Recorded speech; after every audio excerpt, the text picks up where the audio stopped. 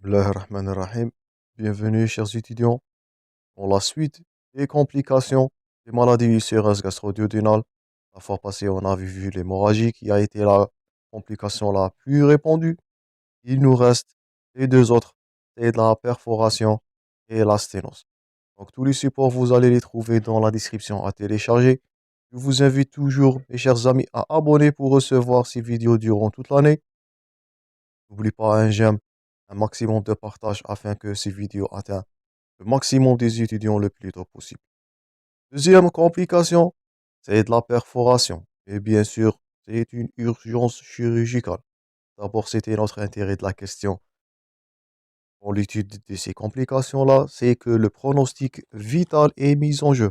Une perforation là, elle va se compliquer par une péritonite malheureusement qui est mortelle dans les 20 minutes. Donc, là, c'est une urgence chirurgicale. Elle est caractérisée par la survenue. Donc là, vous voyez, c'est de la perforation. Donc, c'est la solution de la continuité de la paroi duodénale ou gastrique, selon l'ulcère. S'il est duodénal ou bien un ulcère gastrique. Et le passage du contenu et du suc gastrique vers de la cavité péritonéale qui est une complication gravissime. Donc, comme deuxième complication, donc, si l'érosion elle est très importante, elle peut même perforer de la musculeuse et même passer vers la cavité péritonéale qui va donner une péritonite. Quels sont les signes cliniques de cette complication? Premièrement, bien sûr, c'est de la douleur. Donc cela, c'est de l'apparition brutale d'une douleur de type en coup de poignard. Donc ça, c'est de la sémiologie qui est de siège là, qui est épigastrique. Donc ça, c'est premièrement. Un patient qui est connu ulcéreux, s'il souffre d'une douleur d'apparition brutale, de type de coup de poignard, siégeant l'épigastre, donc là, vous allez craindre la survenue de la perforation. Cette douleur, elle peut irradier vers le flanc droit et même vers la fosse iliaque droite. Et bien sûr, pour la péritonite, donc là, ça nous fait rappel à la sémiologie. Il existe une contracture abdominale, c'est la notion du ventre en bas. Donc, je vous invite à consulter de la sémiologie pour mieux comprendre la douleur et les signes cliniques devant une péritonite. Donc, une contracture, elle est douloureuse, notez bien, dans la péritonite caractéristique du ventre en bas, donc c'est la triade.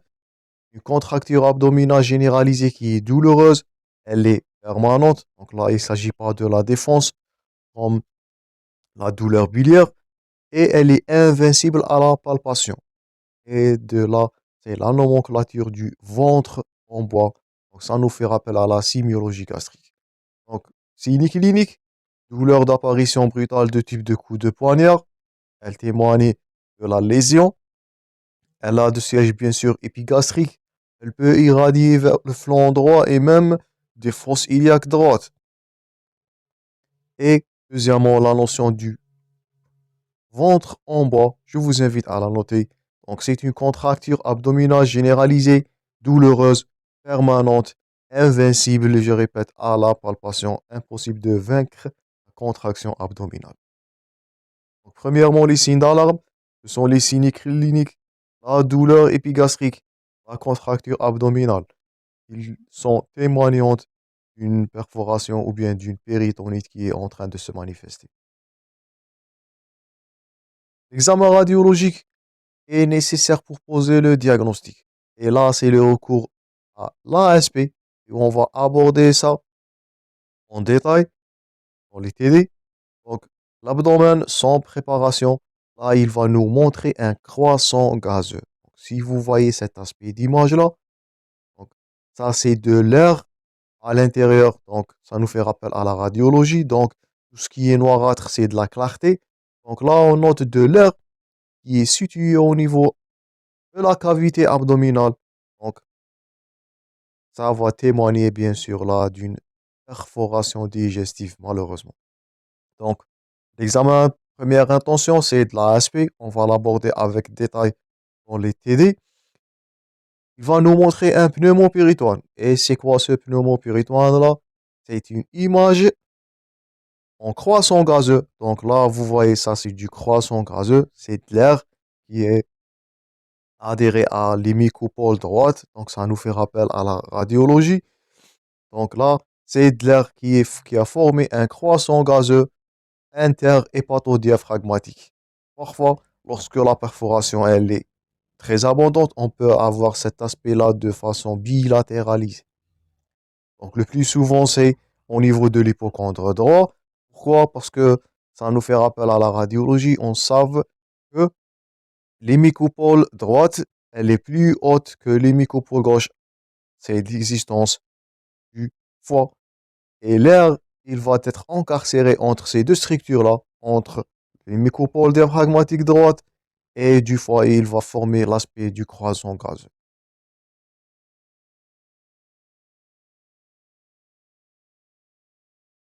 Mais cette croissant gazeux, bien ce croissant gazeux, il est absent dans 40 à 60% des cas.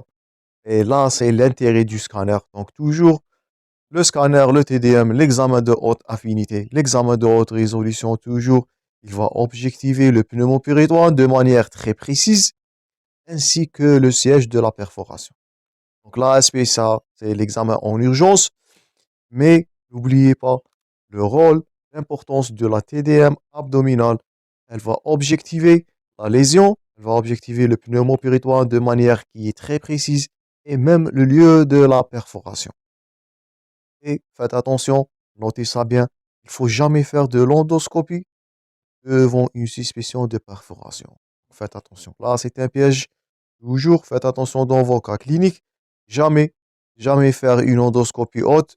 Donc, dans l'hémorragie, l'endoscopie, c'était l'examen de choix. Mais là, devant une perforation, jamais faire entrer l'endoscope. Pourquoi? Il peut être lui-même responsable des lésions ou bien l'aggravation de la perforation. Donc, l'augmentation, toute manœuvre d'augmentation de la pression gastrique, elle a la tentative d'aggraver ou bien de provoquer encore et encore cette lésion de perforation. Donc, faites attention à ce piège-là. Jamais, jamais faire de l'endoscopie. Notez ça bien, il peut s'agir d'une question d'examen. Jamais faire de l'endoscopie en cas de suspicion de perforation. Donc, c'est de l'ASP en première intention. Et l'examen de choix, là, c'est de la TDM qui va objectiver le pneumopéritoine. C'est du croissant gazeux, comme vous voyez là dans la radiographie. Donc, j'espère que vous avez noté les notions là, tous les mots-clés. Maintenant, le traitement. Donc, on dispose toujours de deux traitements. Un traitement médical qui est conservateur et parfois, on n'a que le recours à la résection, donc le traitement chirurgical. On commence d'abord par le traitement médical conservateur, appelé aussi la méthode de Taylor. Je vous invite à la noter. Il peut s'agir là d'une question d'examen. Donc, le traitement conservateur devant une perforation ulcéreuse, c'est cette conduite-là, elle est appelée la méthode de Taylor. Donc, notez bien premièrement que la perforation, elle est utilisée lorsque la perforation, elle est survenue à jeun. Donc, la première condition de la méthode Taylor. Et cette méthode, elle doit être prise en charge rapidement dans les 6 heures. Donc, faites attention, la péritonite, la perforation, elle est prise en charge rapidement en urgence. Et bien sûr, si il n'y a pas de fièvre, il n'y a pas de signe de choc, ni d'hémorragie associée. Donc, fièvre et signes de choc sont témoignants du péritonite qui est grave, malheureusement. Elle est plus grave que la perforation, c'est ce qui en craint le maximum.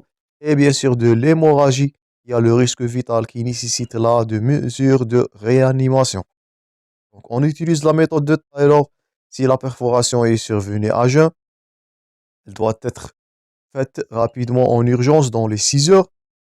Et bien sûr, s'il n'y a pas de fièvre, ni de choc, ni de signes, ni de péritonite, ni d'hémorragie sévère, je vous invite à consulter la première partie des complications où on avait parlé de choc hypovolumique devant l'hémorragie.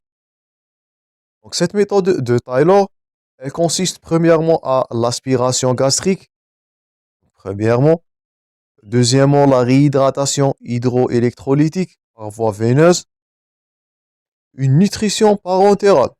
Donc, arrêter le transit gastrique, nutrition parentérale, antibiothérapie à large spectre pour prévenir de la péritonite et les antisécrétoires puissants plutôt par voie veineuse.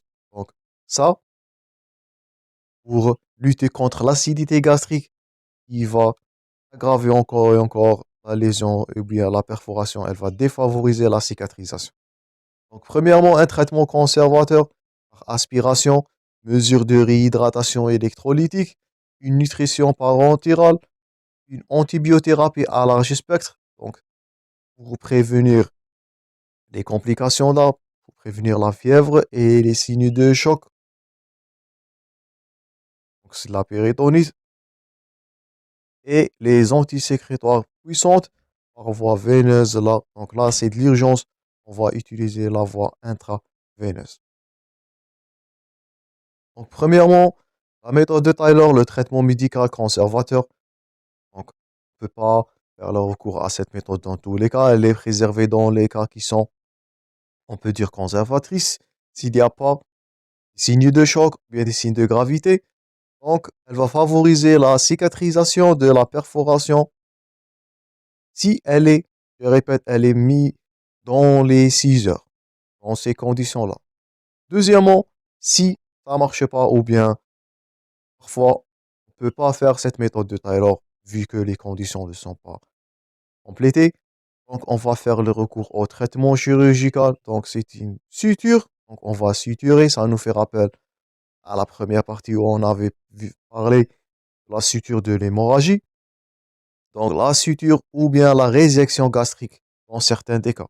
Donc je répète, un cancer, plutôt un ulcère gastrique, il est à réséquer, on ne risque pas de laisser cette lésion-là car elle tend à se dégénérer. Un ulcère duodénal, il est bénin, donc il tend à cicatriser. Donc une suture va permettre la cicatrisation. Donc je vous invite toujours à suivre l'enchaînement du cours pour mieux comprendre et mieux assimiler les modules. Donc après suture ou bien résection si l'ulcération est gastrique, donc on va faire un lavage abondant de la cavité péritoniale. Donc on craint toujours la péritonite qui est la complication gravissime devant une perforation. Après ça, une simple suture de l'ulcère avec ou sans vagotomie.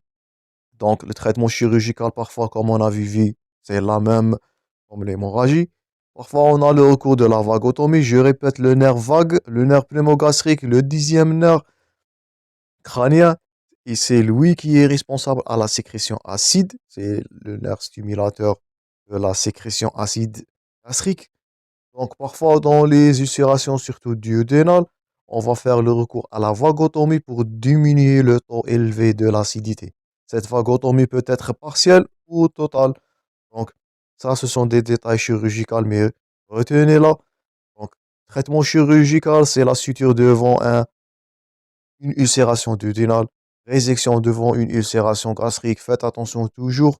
Le lavage abondant de la cavité péritoniale, on craint toujours devant une perforation.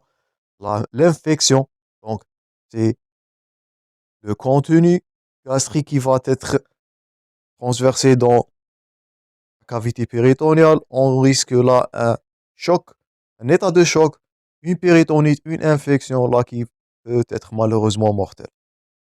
Donc, soit la méthode de Taylor, soit ça ne marche pas, le traitement chirurgical, suture ou résection.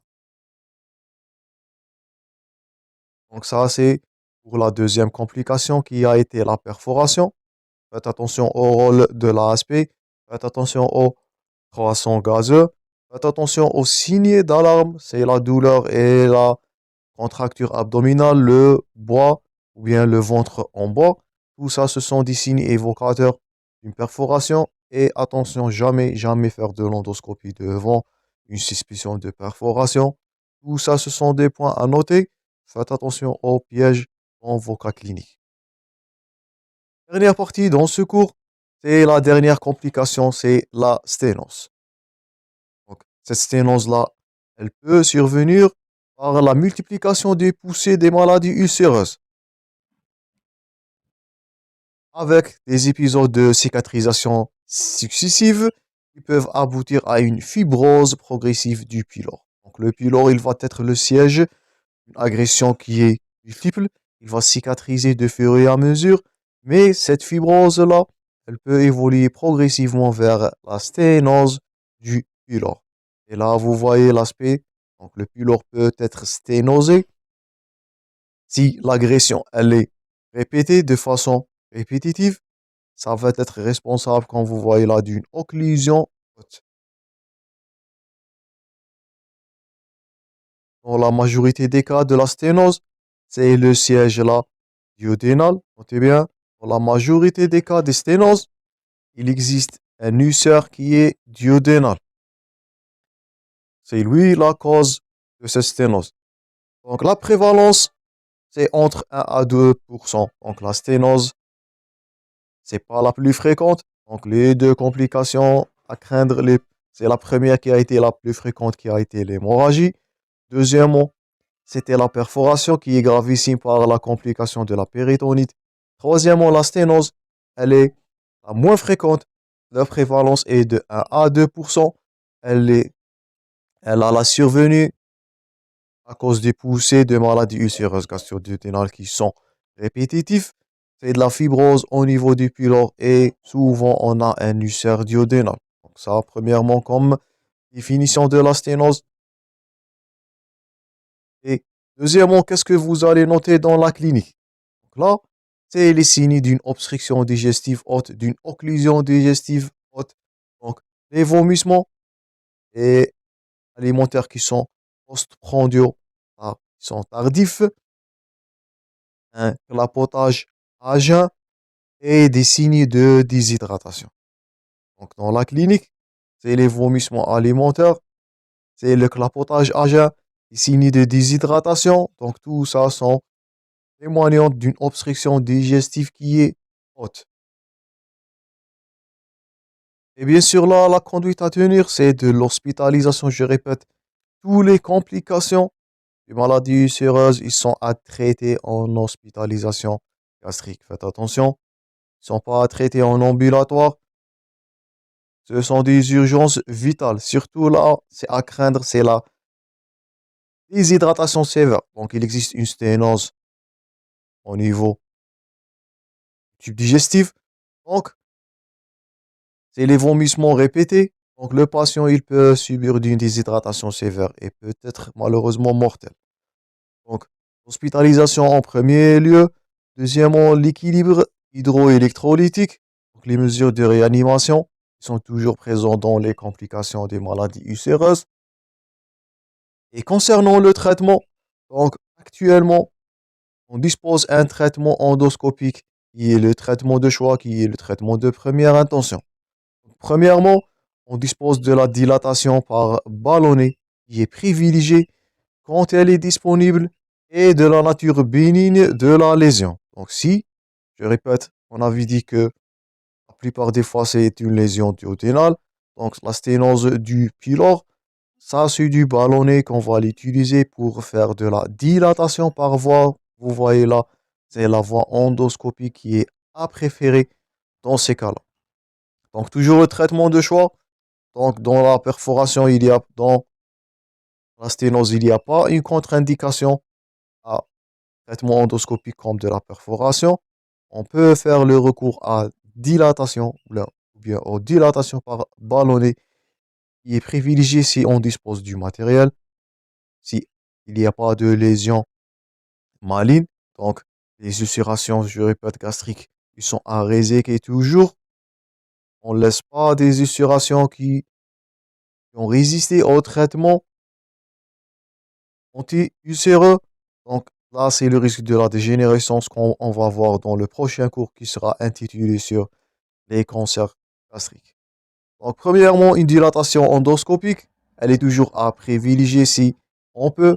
Et deuxièmement, parfois, on dispose d'un traitement radical si il existe une sténose du pylore qui est consistante. Et là, ce traitement radical-là, il est basé sur une dérivation gastro-jejunale. Donc, qu'est-ce qu'on va faire? Là, il existe une sténose là. Le traitement chirurgical, il a recours du pontage, une dérivation ou bien un court-circuit. Donc, on va court-circuiter la portion qui est sténosée là et on va faire là une dérivation de type gastro-entéro-anastomosie. Donc, on va faire de l'anastomose entre l'estomac, gastrique, entéro là, c'est les intestins. On va faire là un court-circuit pour court-circuiter la portion qui est sténosée, qui a résisté au traitement de dilatation. Et bien sûr, le traitement radical de la maladie ulcéreuse, toujours. On doit traiter l'ulcère, donc traitement étiologique pour éviter les complications. Donc, dernièrement, la sténose, préférez toujours le traitement endoscopique si on dispose, s'il est possible, et bien sûr devant les lésions qui sont bénignes, c'est l'ulcère duodénal. Toujours un ulcère duodénal est bénin, il tend à cicatriser.